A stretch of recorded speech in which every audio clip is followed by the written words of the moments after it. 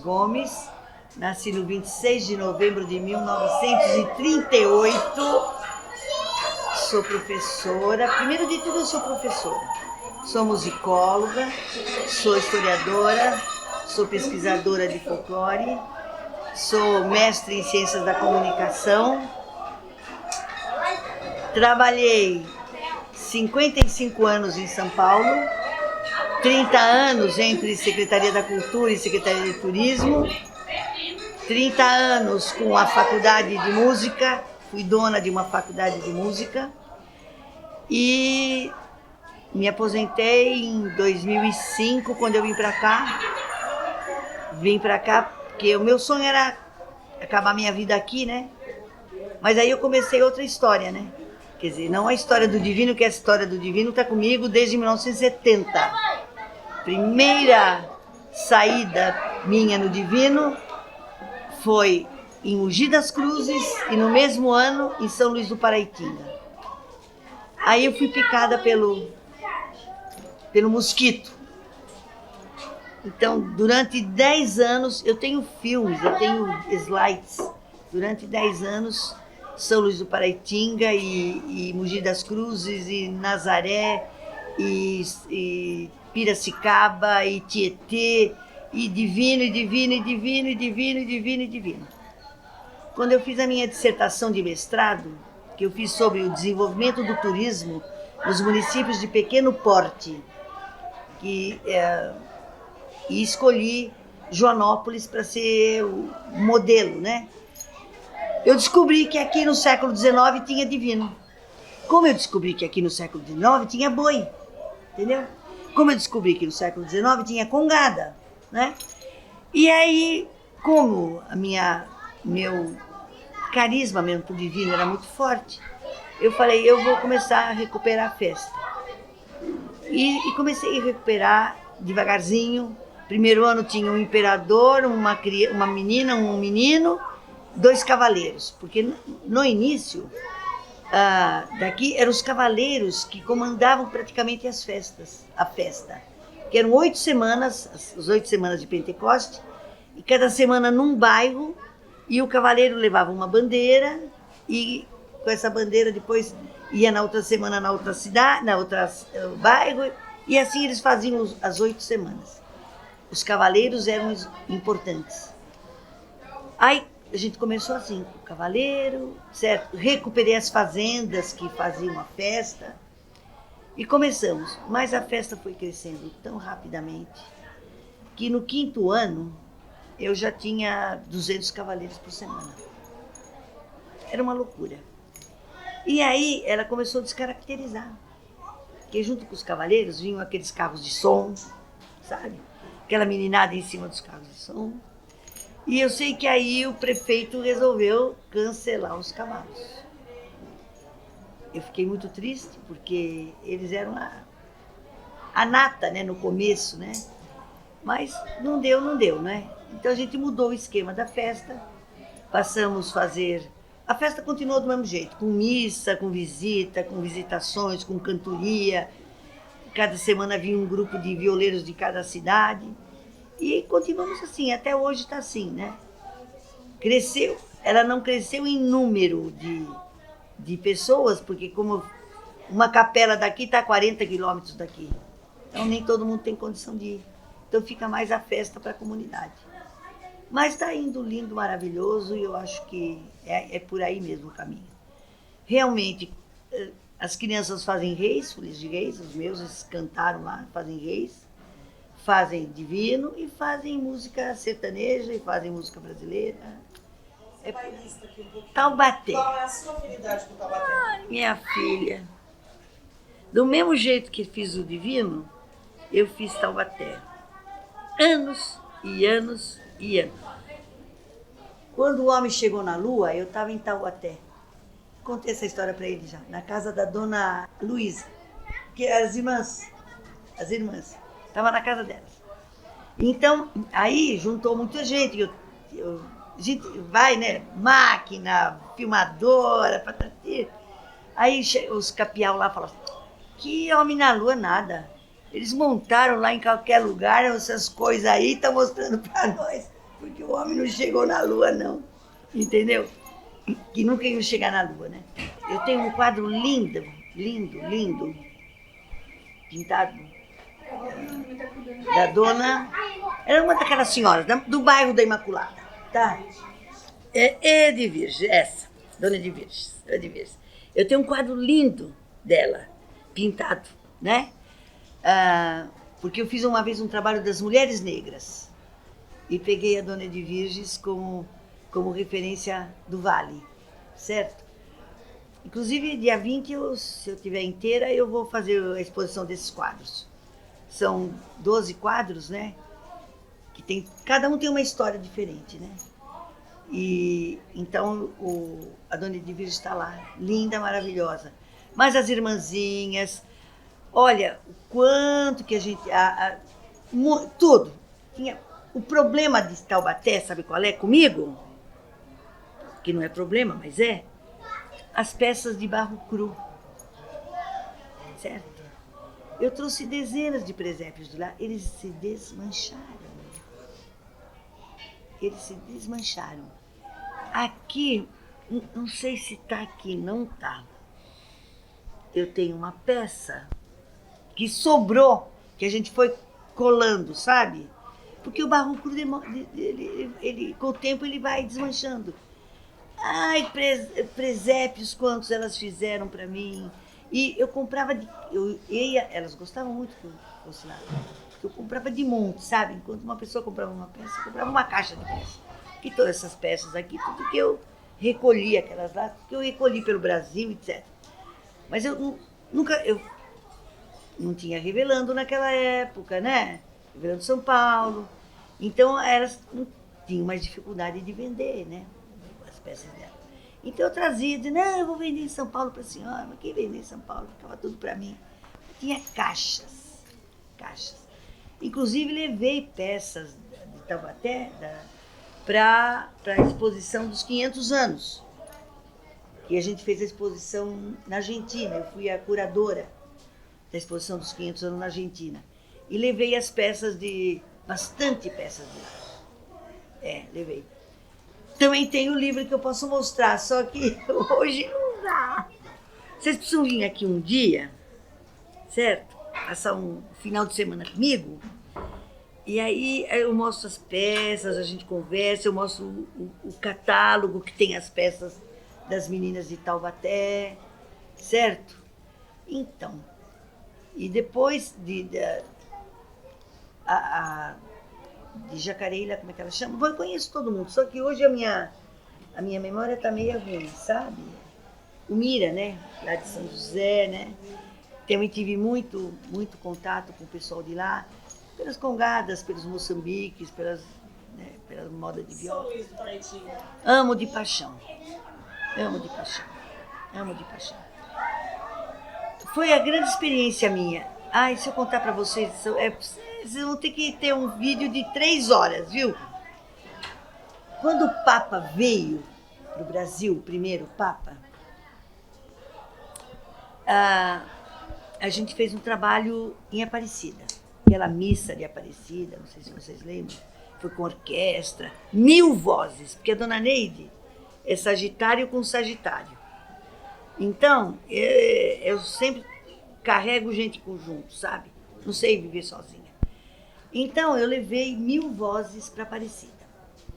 E fizemos a missa foi com orquestra, que foi arregimentada, o maestro Regis do Prai que regeu, e a obra que ele tinha recuperado do compositor de Tu, que era o Elias Álvares Lobo. Então, fizemos aquela missa maravilhosa.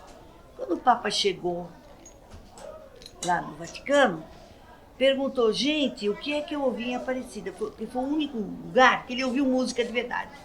Porque aconteceu o seguinte, foi justamente naquela época de transição para música nova, música de bateria, de guitarra, de contrabaixo. Todos os lugares que ele foi, ele ouviu isso. Chega em Aparecida, ele ouve uma música, corais a 4 vozes, com orquestra, e ele quis saber o que é que ele tinha ouvido em Aparecida. Aí ele mandou um cara aqui, um representante de música dele lá para cá. Aí foi na Secretaria da Cultura nessa época, eu estava na Secretaria da Cultura, aí contei como é que foi obra restaurada, recuperada, parari, parará. Levou as informações. Depois de uns meses eu recebi um convite para ir para Itália, para conversar com os padres todos, que eles queriam um simpósio, um congresso de música sacra e cultura brasileira. Certo? Ele queria saber mais da música sacra e da cultura brasileira por causa das congadas, etc. E tal. Lá fui eu. Só que uma semana antes de eu embarcar, o Papa teve aquele atentado, lembra? Então eles mudaram a minha viagem para a Alemanha. Porque quem rege a música sacra do mundo não é a Itália, é a Alemanha. É um instituto chamado Maria Laach. É em Colônia, 50 quilômetros de Colônia. Então lá fui eu para a Alemanha, fiquei 21 dias lá, com os padres do mundo inteiro, e montamos um congresso de música sacra e cultura brasileira. 82 fizemos esse congresso. E fizemos o congresso, o mote do congresso era os 300 anos de música sacra no Brasil. Então nós fomos para São Luís do Paraitinga.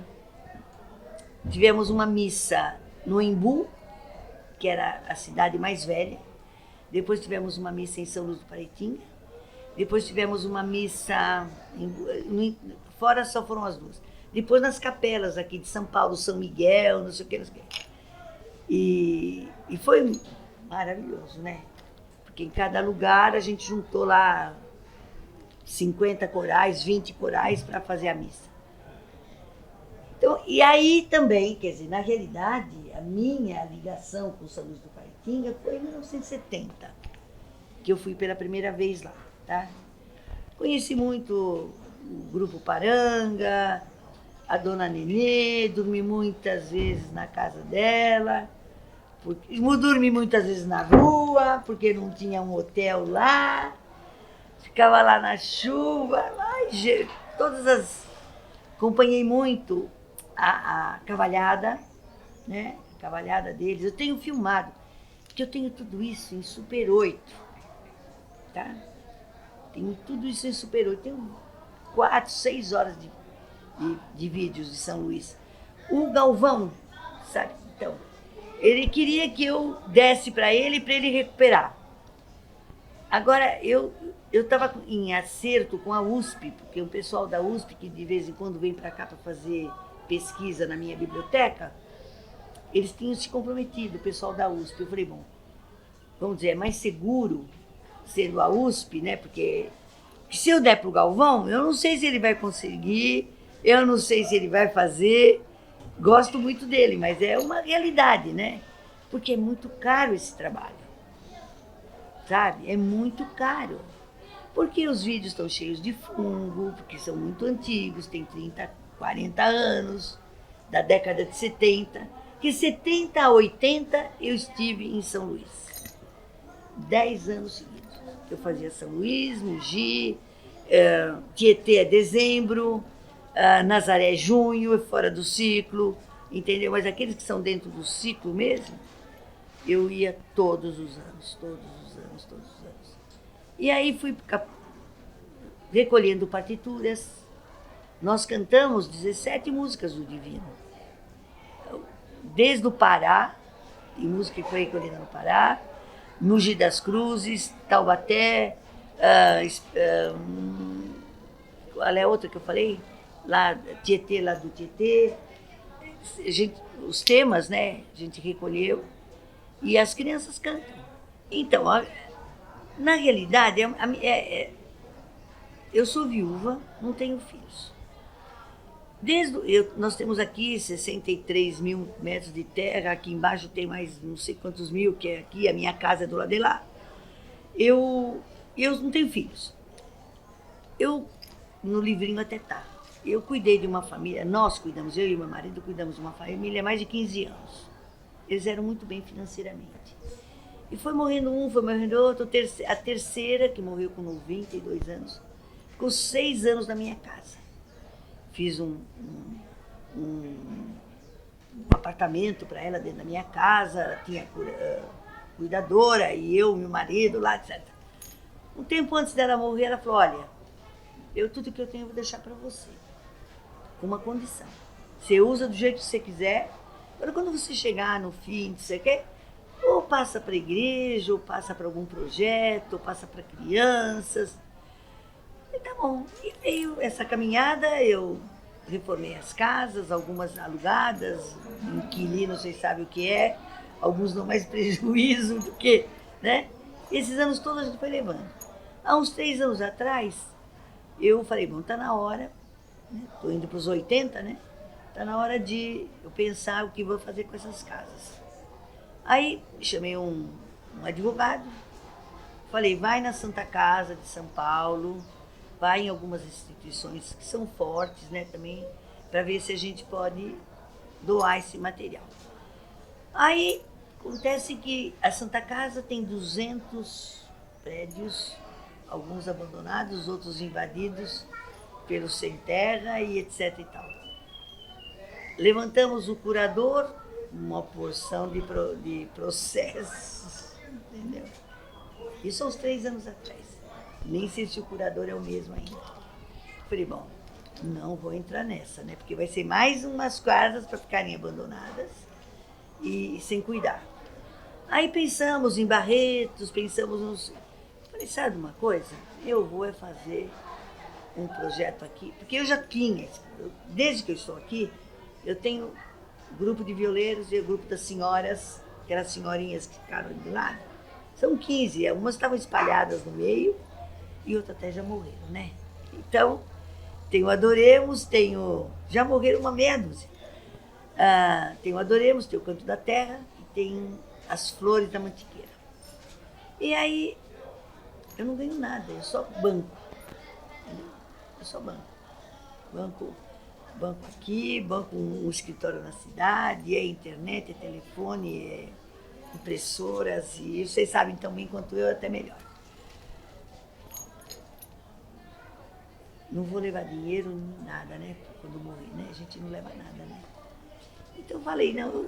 Aí o padre, esse padre que eu estou com ele há muitos anos já, com essas freirinhas, eu ia reformar, tem uma capelinha aqui de Santo Expedito, porque essa capelinha foi muito usada, muito. E aí ele falou, ai, dona Neide, eu acho que a senhora, em vez de reformar a capela, a senhora devia fazer um santuário para o divino. Seu divino é incrível, é grande, centenas de pessoas. Vamos pensar. Aí fui amadurecendo a ideia, troquei o que tinha uma ONG, virou Confraria das Artes, porque a gente não conseguia entrar em editais, porque a ONG era Confraria do Divino Espírito Santo. Não conseguia entrar, porque achavam que era irmandade religiosa, né? Aí trocamos, até a sugestão da própria secretaria, não põe um nome que não seja tão ligado, porque entra, o Estado é laico, não pode, o Estado é laico, não pode para clube de futebol, pode para dança, pode para bandido, né? Mas aí eu peguei e falei, tá bom, fizemos as reformas do estatuto e aí foi andando, sabe? Aí falei, eu vou fazer o santuário. Consegui vender uma casa lá de São Paulo, da Velhinha. Consegui vender. O nome dela, tá nessa parede aqui desse, tá o nome dela. Consegui vender uma casa, muito bem, graças a Deus, que deu para fazer aquilo lá.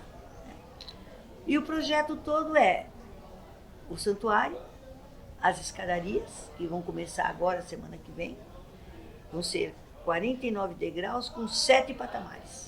Cada patamar com um passo da paixão, certo? Porque eu também fiz muita paixão de Cristo no Brasil. Até Nova Jerusalém, fui até júri em Nova Jerusalém.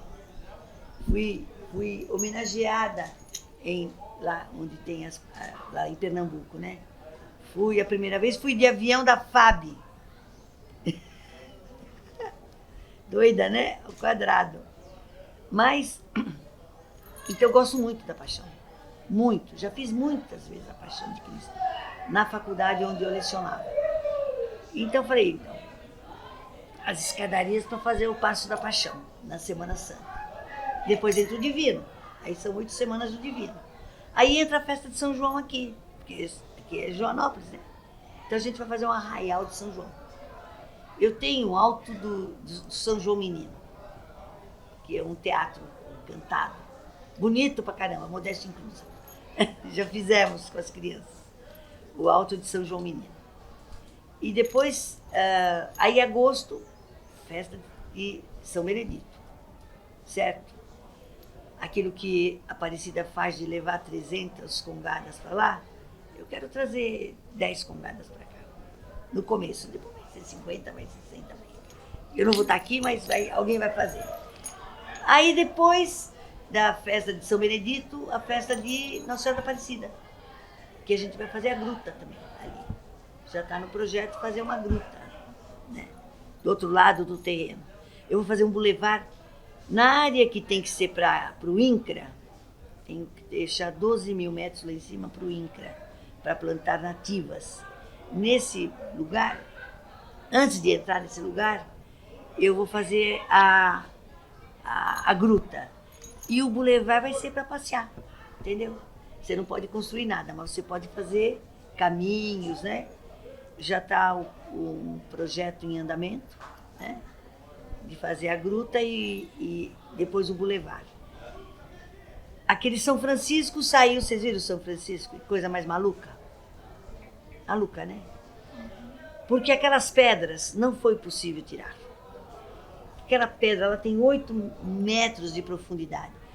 Vocês já viram, já falaram com o violeiro aqui? Já? 8 metros de profundidade. Porque o santuário era para ser nesse patamar aqui.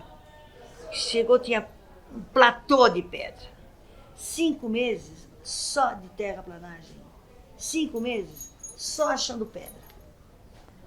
Aí no terceiro eu falei, bom, vocês têm que resolver. Muda a igreja de lugar, mas vai subindo e até quando que nós vamos ficar em terraplanagem, né? Bom, aí resolvemos que aquelas pedras iam ficar. E agora, recentemente, mas tá muito feia essas pedras, meu Deus do céu. Porque elas foram muito judiadas, porque eles queriam tirar, né? Caminhão que vinha com aqueles negócios assim, sei lá como é que chama aquilo. Não dá para tirar as pedras. Bom, então vamos inventar alguma coisa, né? Aí o padre veio e falou assim, vamos fazer uma cruz do São Damião, né? Que ele que inspirou São Francisco, né? A ir para a igreja. Está aparecendo as ruínas lá da igreja de São Damião. Bom, matou. Então vamos fazer a cruz do São Damião e a Mercedes, a minha artesã mor. Esse foi o primeiro divino que a gente circulou com ele, acho que uns 10 anos. Aí já tem outro divino que ficou lá no ponto, né? Nós fomos para São Paulo, o divino acabou ficando lá no ponto. Um outro divino um pouco mais leve, porque aquele é muito pesado. E bandeiras, tem essas 50. Um nozinho nas bandeiras são pedidos de graças ou pagamento de promessas. Então, durante o ano, 3 vezes a gente faz a queima das fitas. Certo? Faz uma missa para queimar as fitas. Depois faz outra missa para pôr as fitas.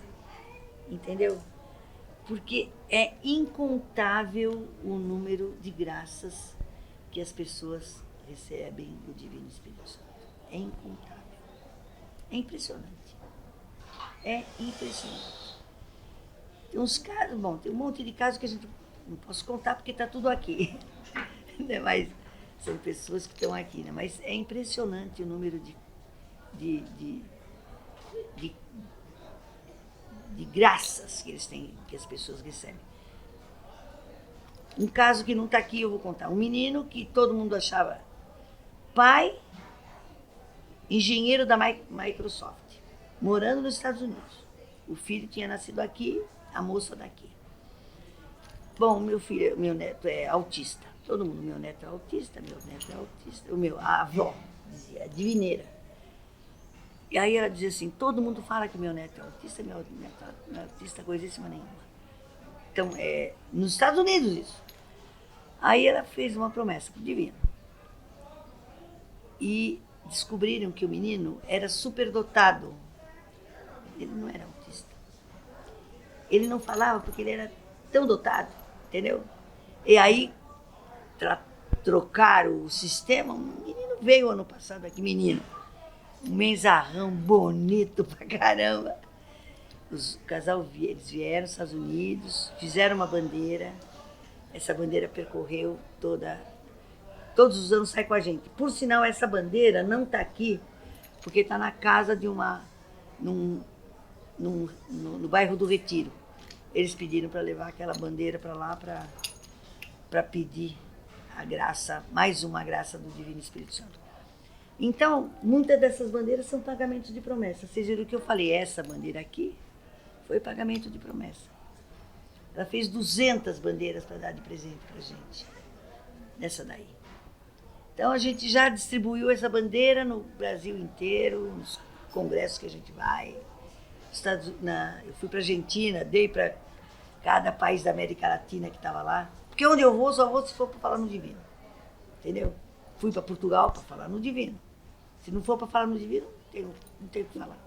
Tem um grupo da USP que frequentou muito aqui. Inclusive, eu recebi muitos alunos da USP para ficarem morando aqui 2 meses, 3 meses, para usar minha biblioteca, sabe? Muitos, muitos. Um está no Canadá, outro está na África do Sul, outro está não sei aonde. Então, a professora Dilma, que devia estar aqui hoje e que se comprometeu de fazer o livro, ela pegou uma depressão profunda, certo? Ela é do nosso conselho. É uma pessoa maravilhosa, mas ela está...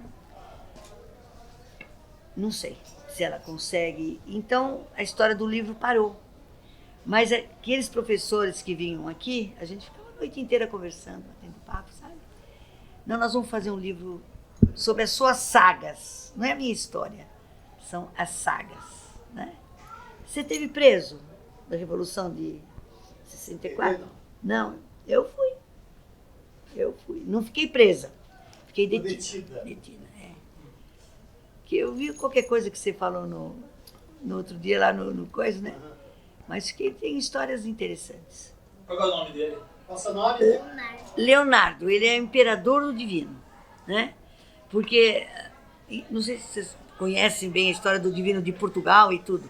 Em Portugal, as bandeiras, as coroas, são coroas de prata, de ouro. Quis trazer uma 13 mil e não sei quantos dólares. Desisti, né? Falei, eu compro em feijão lá no Brasil. E aqui no Brasil virou as bandeiras com flores para substituir, né? Quer dizer, a nossa cara mesmo, né? Mas e sempre no meu imperador e imperatriz, ou são crianças com necessidades especiais, ou são de vulnerabilidade total. Entendeu? Eu vou procurar. Chama. Ai, como é que ela chama? Ela estava aqui agora. A filha. Vem cá. Chama a filha do Maurício. Chama a filha do Maurício. Tá aí o Maurício ainda? Ela foi imperatriz durante uns 3 anos. Então eles começam assim, depois aí a menina já ficou mocinha, já não quis mais, né?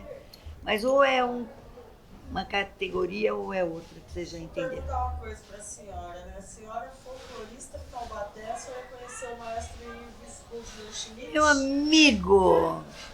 Meu amigo, falei para ele. Ai, maestro, maravilhoso, maravilhoso. Nós estivemos juntos em várias caminhadas, inclusive eu acho que eu o substituí quando ele se aposentou, não sei se é assim bem a história. Se não for, você me desmente. Lá na Academia Paulista de Arte, que eu fui lecionar na Academia Paulista de Arte, estudos de problemas brasileiros naquela época bem difícil. E ele era professor lá também.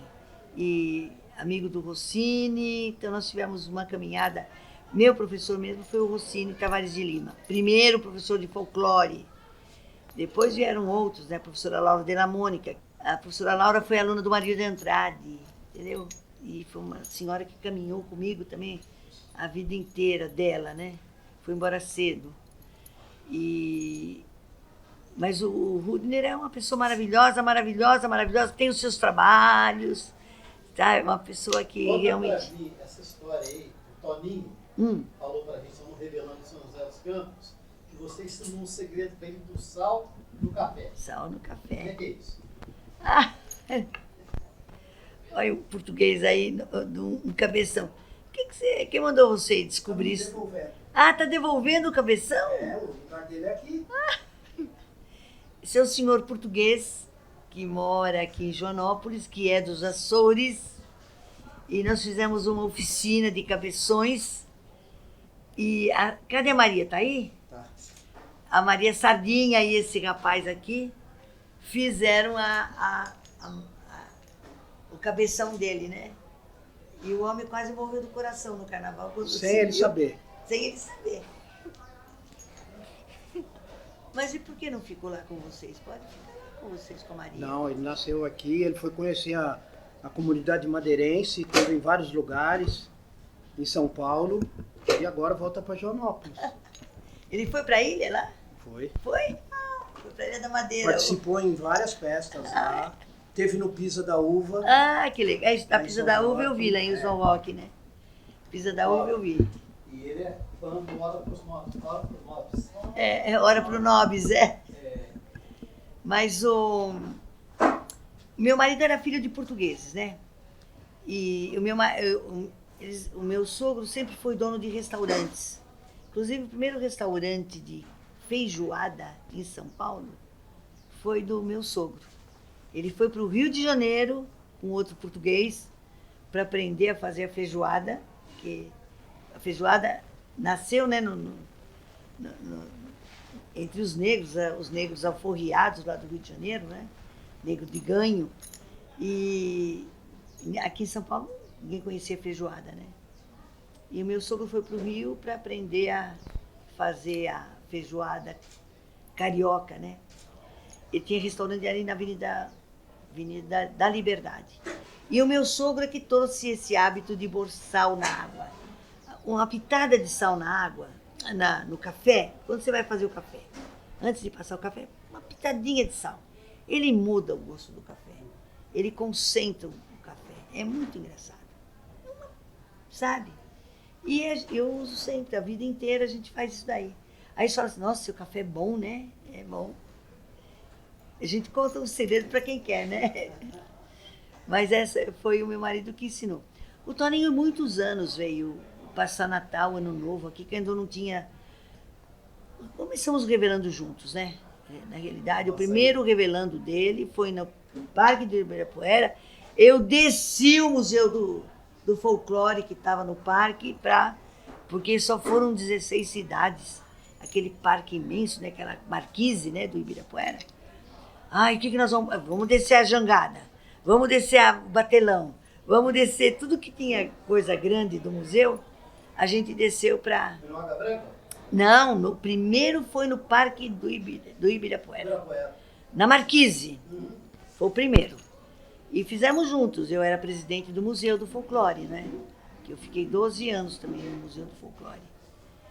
E o Toninho pela Açaí. O Toninho, e ele também era do museu e ele era da Comissão Paulista, como eu sou até hoje, né? Porque a Comissão Paulista, que vem desde 1948, né? Que nessa época ainda não estava atuando. Na realidade, eu levei 30 anos para entrar na Comissão Paulista, certo? Porque era um feudo, sabe? Feudo. Aí, quando as pessoas vão ficando velhas, tem que abrir o jogo, né? Então, a baronesa Esther, que era de Guarujá, que levantou o reizado sergipano lá, aquela história do Edmilson. Edmilson já dormiu aqui, veio para cá, que nem esse menino aqui. E então, ela estava já no fim da carreira dela também, acho que morreu com 90 anos. Ela pediu para o Toninho e para mim ficarmos com a comissão, porque eram 8 pessoas só. Aí nós abrimos a comissão, fizemos os núcleos, né? Com o Revelando ajudou muito, porque também se não fosse o Revelando seria mais difícil, né? Porque realmente não se tem dinheiro para pesquisar. A minha vida inteira eu pesquisei a minhas custas, entendeu? Nunca tive um tostão do governo para fazer pesquisa. Nunca. Tudo a minhas custas. Mas é que sempre eu gostava e sempre fiz um prazer. Mas então, o sal é esse. Qual é a outra pergunta? Pode fazer. Bom, agora, assim, eu gostaria que a senhora, Taubaté vai fazer aniversário agora, dia 5 de dezembro, 374 anos. Como a senhora deixou sua marquinha lá, gostaria que a senhora fizesse um depoimento para a cidade, para a gente levar lá nesse dia. Quantos? 374. Nossa, mãe do céu, né? Tá velha Taubaté também. Sabe onde eu ia no Taubaté? Na Feira do Rolo. É Breganha, aqui que chama Feira do Rolo, né? Nossa, comprei relógio, troquei relógio lá. Porque eu ia muito para Taubaté. Teve uns anos que, olha, eu fui muitas vezes. Como eu tinha uma faculdade de educação artística, tinha 2.000 alunos. E tinha que achar atividade para esses alunos também, né? Então, que não é que nem hoje que só vai tudo cursa pela televisão, né? Festa de Santa Cruz, na aldeia de Carapicuíba, eu levava ônibus. Taubaté, eu não sei quantos ônibus eu levei para Taubaté. Não só para as figureiras, mas também para a feira da Breganha. No dia, eu acho que aquela inauguração do Cristo. Que ano que inaugurou o Cristo? Isso tem 57 anos já de inaugurado. Eu acho que eu estava lá. Eu acho que eu estava lá nessa festa, viu? Porque realmente, primeiro porque era mais perto, né? São Luís é muito mais longe. Então a gente ia para Taubaté, fazia as casas das figureiras, né? Depois ou ia para o Cristo, ou ia depois para a feira. Muitas vezes pousava lá. E tem umas histórias de Taubaté boa também, viu? Boa. Boa mesmo. A senhora conheceu o Teodoro Corrêa? Sim, conheci. Maravilhoso. Fizemos um documentário biográfico. Nossa, é que o tempo passa, a gente vai... Algumas pessoas passam mesmo, né? De vez em quando encontro gente na rua. Ai, a senhora lembra de mim? Quer dizer, viu? Cidadão há 30 anos, né, na faculdade. Olha, fui boi naquele boi que a senhora fez lá. Eu fui boi. Bumba, meu boi, meu boi. Eu fui o boi. Eu sei que você era o Bumba. Tem umas histórias. Desculpa, né? Os crentes. Teve um dia um menino, não. Eu não posso. A minha religião não permite que eu faça o boi, né? Porque eu faço o boi de reis, né? Que é fim de ano. Então a festa de fim de ano ou era presépio, imitando Taubaté, ou era boi. Ou pastoril, né? Tinha muitas salas, então cada vez eu inventava uma. Eu sei que um dia um menino chegou para mim, não, a minha religião não deixa, porque eu sou crente, eu não posso fazer isso que a senhora está pedindo. Falei, bom, então você vai ficar reprovado o que você quer que eu faça. A programação agora é essa, é ou não é?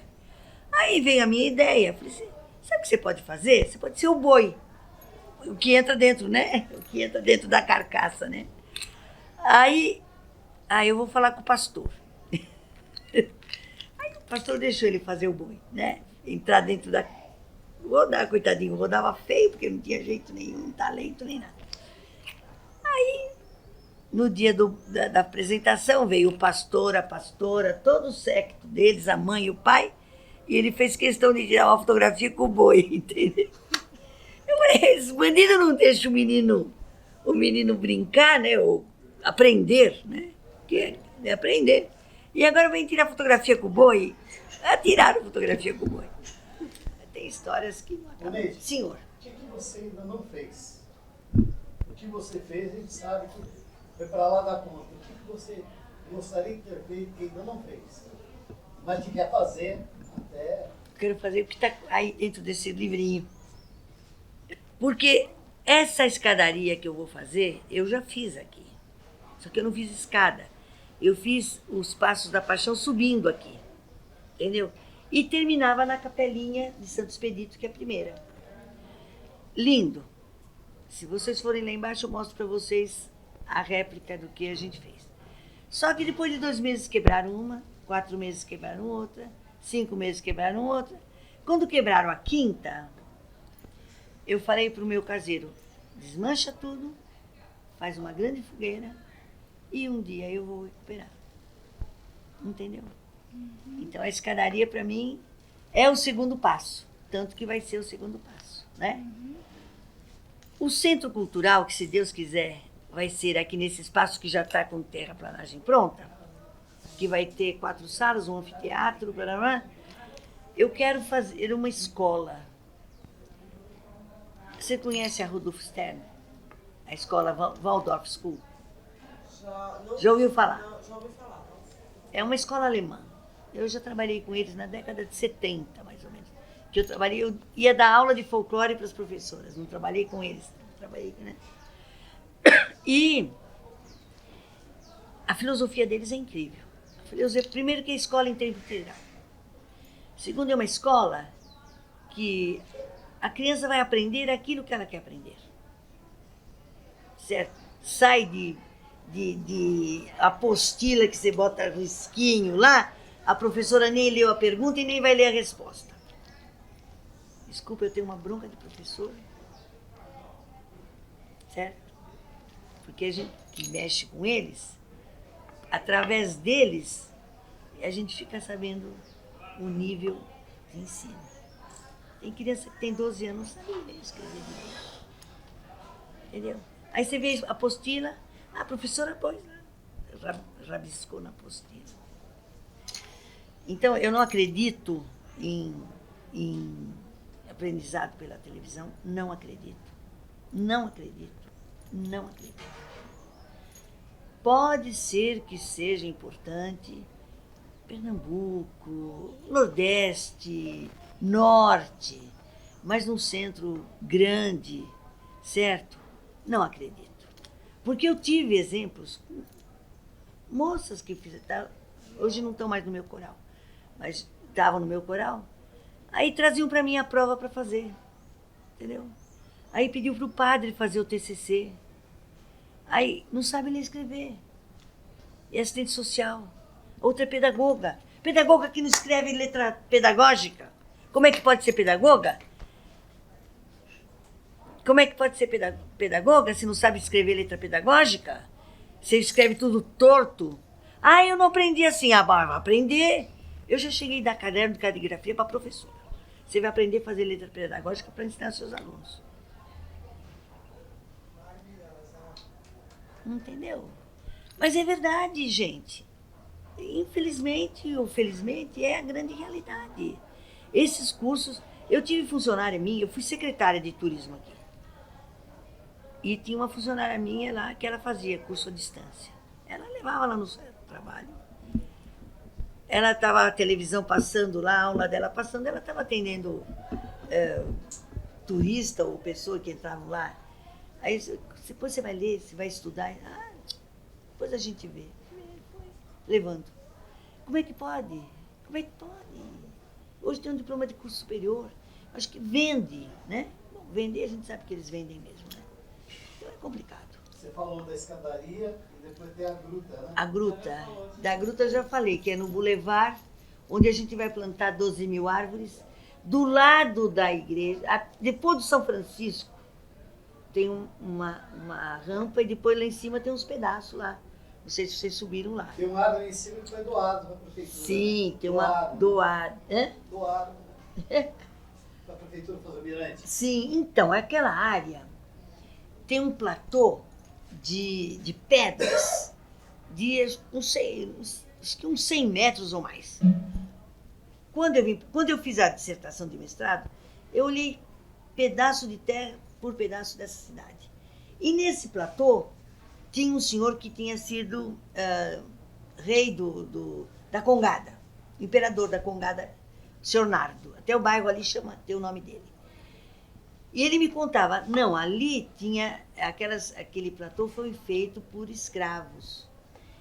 E porque o dono da terra, que não morava aqui, morava em Bragança, morava não sei onde, era um cafeicultor muito rico, e ele trazia os escravos dele para fazer aquele... Ele trouxe, depois esses escravos ficaram morando aqui. Depois dispersaram. Porque acabou né? Eu acho que já eram escravos de ganho. Eu ainda não tenho a data certa, mas eu já estou levantando toda essa história. Quer dizer, essa história eu já levantei, só eu não tenho ainda a cronologia. E então lá, na realidade, no Mirante, a gente quer fazer um ponto histórico, tá? Como nós temos na cabeça do gigante, tem o marco da Revolução de 32. Lá tem o marco, entendeu?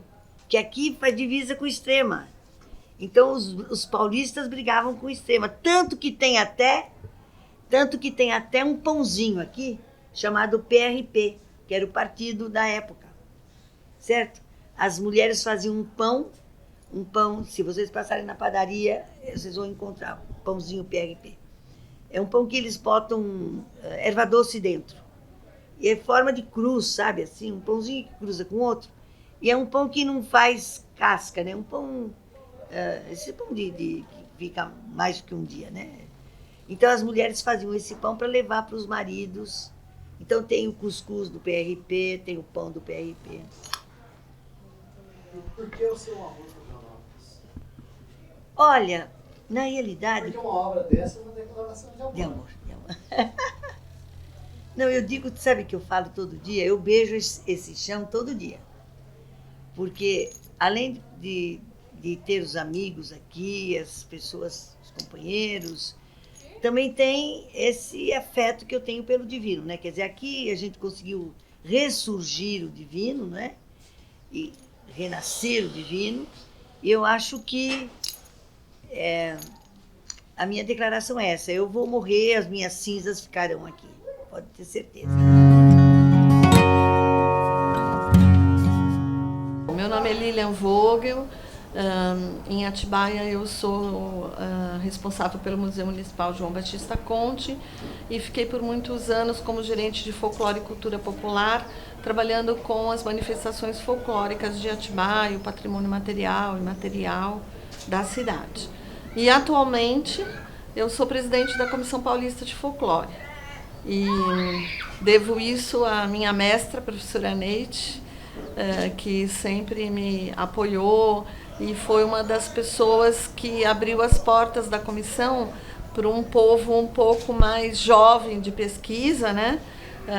Coisa que ela sempre fala, né? Que demorou muito para ela entrar na Comissão Paulista de Folclore, que era com um grupo de pessoas com mais experiência, com mais idade, e que a comissão era muito fechada. E ela e o Toninho Macedo acabaram abrindo as portas da comissão para pesquisadores mais novos na área, né?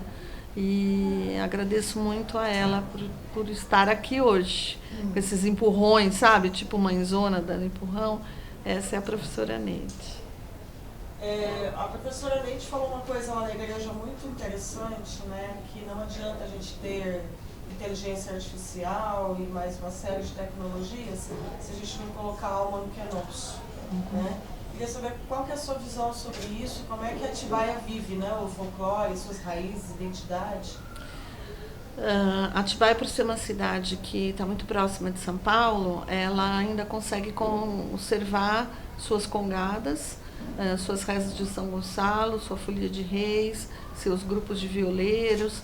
Então ela tem um trabalho muito forte dentro da cultura popular, mesmo estando assim tão próxima e, como você mesmo falou, de tanta tecnologia, de tanta evolução. Acho que a gente tem ainda uma alma caipira, e essa alma caipira realmente ela tem que ser preservada, ela tem que ser cuidada, ela tem que ser alimentada. E acho que é isso que a gente faz lá com os nossos grupos de folclore. A gente alimenta os grupos com essa visão de que eles são importantíssimos e que eles têm que continuar existindo, porque eles contam a nossa história, né? Eles contam da onde a gente veio. E se a gente não sabe de onde a gente veio, o que a gente vai planejar para o futuro, né? Então, eu acho que Atibaia e as cidades aqui da região, tanto Piracaia, Joanópolis, Jarinu, Nazaré, são todas cidades que vivem a cultura popular de uma maneira muito especial. Eu acho que somos privilegiados aqui no pé da serra. Bom, a gente está na região metropolitana, né, do Vale do Paraíba, de São Paulo, E alguns lugares, né, a gente tem uma dificuldade, né, dessa identidade caipira, principalmente na juventude, né. Eu acho que as gerações, de repente, pularam um ícone importante aí, que a garotada de agora não se reconhece caipira, né, não se reconhece tradicional nas suas ações religiosas, folclóricas, né? Então a gente tem dificuldade, inclusive, né? A gente vê o esforço que os grupos de Moçambique, de Catira, de Congada têm para atrair a juventude, né? Ou são os muito pequenininhos, que vêm com os pais e acabam acostumando, ou são já os idosos. A gente percebe o hiato aí, né, da juventude o legal é que as cidades acordaram para isso e começaram a estimular. E a pesquisa é essencial para isso. Como é que lá, né, em Atibaia, como é que você, como uma profissional do folclore que vê esse ato, né, e como é que as organizações estão fazendo para trazer essa juventude de volta para esse autorreconhecimento? Da cultura, né? Eu vejo assim, esse ato era maior antigamente. E ele tem diminuído, pelo menos no que eu tenho acompanhado dos grupos, geralmente assim com 14, 15 anos, o jovem dava uma afastada do grupo e acabava retornando só depois, quando já tinha casado, aí tinha os filhos, ou então quando falecia alguém da família que gostava muito da tradição, aí ele, não, em memória do meu pai ou da minha mãe eu vou voltar, e isso existia muito. Mas eu acredito que hoje esse ato já é bem menor, porque os grupos se sentiram mais valorizados. De uma maneira geral, o ser caipira, o ser de um grupo, o ser de um movimento tradicional, parece que deu uma reflorada, deu uma estimulada de uma maneira geral no Brasil, né? Quando a gente fala, o Brasil, né, fez 500 anos, né? Nossa, 500 anos já é uma bagagem. Então parece que o brasileiro despertou para essa coisa dele ter uma raiz, né? E eu acho que os grupos também. E a gente falou da tecnologia, né? A tecnologia, na verdade, tem nos ajudado um pouco nesse quesito da tradição. Por quê? Porque eles mesmos se filmam, eles se colocam nas redes sociais hoje com mais frequência, eles dão valor para participar de outros eventos, de outras manifestações, de outras festas. Então eu acho que a gente está num processo inverso agora. Eu tô assim, otimista com relação a essa juventude que vem vindo aí. A gente já está até comendo orgânico, né? A vida inteira nossos avós comeram orgânico. A gente passou a comer transgênico, agora a gente volta no orgânico. Por que não voltar a ter essa relação com a tradição, né? Então eu tô bem confiante de que esse filme vai voltar, vai reverter. Nessa questão da volta, qual é a importância de uma cidade como Joanópolis inaugurar um templo em louvor ao Divino Espírito Santo, que não é um santo específico, né? Mas sim uma representação maior. Maior ainda. A região sempre foi muito forte nas festas do Divino. Inclusive, Atibaia, a festa do Divino, era comemorada no dia 25 de junho, um dia depois do aniversário da cidade. Mas, com o passar do tempo, foram enfatizando mais os santos padroeiros dos municípios do que a própria divindade, né, do Espírito Santo. E essas festas foram enfraquecendo. Atibaia, Joanópolis, Piracaia, tinham festas maravilhosas para o Divino. E a professora aqui em Joanópolis conseguiu retomar isso. Em Atibaia tem um movimento num bairro também que está retomando essa festa, que está indo muito bem. Nazaré nunca parou. Nazaré tem uma festa linda do Divino Espírito Santo, maravilhosa, grandiosa. Mas a cidade sempre viveu o Espírito Santo. E agora vai viver mais ainda. Com esse templo, com esse santuário maravilhoso. E vocês viram que os planos são todos audaciosos da professora, né? E da equipe aqui, da Confraria do Divino. Então, a cidade vai reviver mais ainda essa tradição. O padre Edson também é uma pessoa super engajada, então acredito que nós vamos formar aqui mais um atrativo turístico religioso. A região já é uma região de romarias, né? Então, por aqui, por Joanópolis, passam muitas romarias que vão para Aparecida. Então, o santuário vai ser mais um ponto de parada para esses romeiros, ou então para outros romeiros que cultuem somente o divino, que venham celebrar aqui conosco o ano inteiro, né? Não só na época do Divino Espírito Santo. Bacana que vai fomentar a questão das caminhadas, né? Caminho da luz, né? Caminho da fé, vai ter o caminho do divino, Joanópolis. É verdade. Isso mesmo, e esse caminho vai ter sempre ali uma coisa ligada à cultura, à tradição, à música, não só à religião. A gente hoje também não pode falar só da religião, né? A gente tem que falar no folclore também como uma ressignificação popular, né? Independente da religião. É como a gente visitar templos religiosos ou templos de outras religiões que não sejam católicas com respeito, com admiração, com aquele olhar de enxergar o belo, né?